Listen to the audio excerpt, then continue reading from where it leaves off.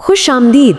आज हम जिस मौजू पर बात करने वाले हैं ना, वो हम सबकी ज़िंदगियों से बहुत गहरा ताल्लुक़ रखता है। हम एक ऐसे दिलचस्प फ्रेमवर्क को समझने की कोशिश करेंगे जो बताता है कि इंसान ज़िंदगी के इन नागुज़ीर उतार चढ़ाव और ख़ास तौर पर माशी तंगी का सामना रिवायती रूहानी हल के ज़रिए कैसे कर सकता है। तो बग़ैर किसी ताख़ीर के सीधा मौजू की तरफ चलते हैं। सबसे पहले हम बात करेंगे ज़िंदगी के मौसमों और उन नागुज़ीर तब्दीलियों की। देखें, ये बहुत ही कमाल की मिसाल दी गई है यहाँ पर।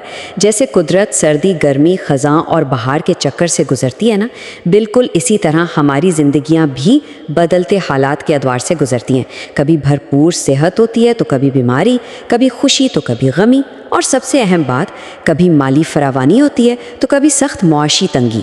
इस हकीकत को मान लेना कि भाई ये तब्दीलियां ज़िंदगी के कुदरती साइकिल का एक लाजमी हिस्सा हैं, ये दरअसल मसाइल के हल की तरफ पहला कदम है।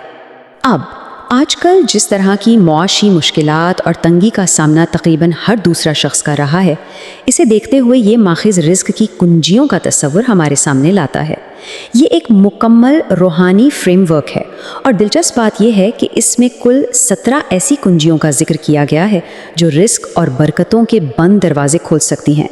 आज के इस नशिस्त में हम उनमें से कुछ सबसे बुनियादी और ताकतवर कुंजियों को ज़रा तफसील से समझने की कोशिश करेंगे। अब सवाल ये पैदा होता है कि आखिर ये मुश्किलात आती ही क्यों हैं, इनकी असल जड़ क्या है। तो यहाँ हमें दो बहुत ही मुख्तलिफ ज़ाविये देखने को मिलते हैं। एक तरफ जो रूहानी एतबार से बुलंद मर्तबा हस्तियाँ हैं, जैसे अंबिया और औलिया, उनके लिए तो ये मुश्किलात आजमाइशें होती हैं जिनका मकसद उनके दर्जात को मज़ीद बुलंद करना होता है। लेकिन जब हम आम इंसानों की बात करते हैं तो ये मुश्किलात अक्सर हमारे दुनियावी अमाल और कोताहियों का नतीजा समझी जाती हैं। और सच पूछें तो ये एक बहुत बड़ा फ़र्क है। यही सोच हमें बताती है कि हालात कैसे भी हों, इन पर हमारा रद्द अमल कैसा होना चाहिए, और यहीं से हम हल की तरफ बढ़ते हैं। तो फिर इनका हल क्या है? आइए पहली कुंजी की तरफ चलते हैं, जो है सच्ची तौबा और इस्तिग़फ़ार की ताकत। ज़रा इन ठोस और वाज़े वादों पर गौर करें जो सच्चे इस्तिग़फ़ार के साथ जुड़े हुए हैं। आम तौर पर हम समझते हैं कि ये सिर्फ़ एक रूहानी अमल है, ठीक है, लेकिन यहाँ इसके असरात बराए रास्त जिस्मानी और दुनियावी इनामात की सूरत में नज़र आते हैं।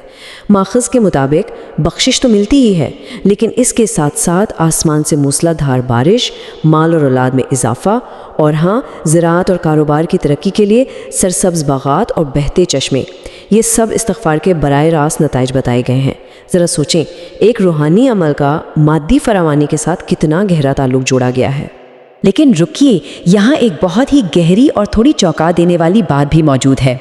मशहूर सूफ़ी बुज़ुर्ग राबिया बसरी का एक कौल पेश किया गया है कि हमारे इस्तिग़फ़ार को भी एक और इस्तिग़फ़ार की ज़रूरत है। अब इसका क्या मतलब हुआ? इसका मतलब ये है कि माफ़ी मांगने का अमल पूरी सच्चाई और दिली निदामत के साथ होना चाहिए। ये महज ज़ुबानी जमा खर्च या कोई रूटीन की मैकेनिकी आदत नहीं होनी चाहिए। अगर हम गफलत में बस आदत के तौर पर इस्तिग़फ़ार कर रहे हैं तो सच तो ये है कि हमें उस खोखले अमल पर भी माफ़ी मांगने की ज़रूरत है। चलें अब दूसरी कुंजी को देखते हैं, जो है क़याम नमाज, यानी रिज़्क़ की असल बुनियाद। यहाँ जो मजहबी बुनियाद बताई गई है वो दरअसल एक बहुत ही ताकतवर इलाही वादा है कि हम तुम्हें रिस्क देते हैं, हम तुमसे रिस्क नहीं मांगते। इस एक जुमले का वज़न महसूस करें।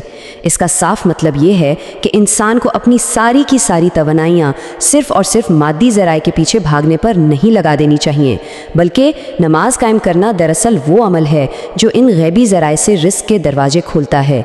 ये सोच का एक बिल्कुल मुख्तलिफ ज़ाविया है जो ये याद दिलाता है कि मादी मेहनत अपनी जगह अहम है, लेकिन रूहानी फ़राइज़ की अदायगी ही बका की सबसे बुनियादी शर्त है। अब सवाल ये है कि हम रोज़मर्रा की ज़िंदगी में अपनी तवज्जो आखिर खो कहाँ देते हैं? कौन सी रुकावटें हैं? अगर ये कुंजियाँ और उनके हैरत अंगेज़ फ़वाइद इतनी सराहत के साथ हमारे सामने मौजूद हैं, तो फिर माशरे में इतनी तंगी क्यों है?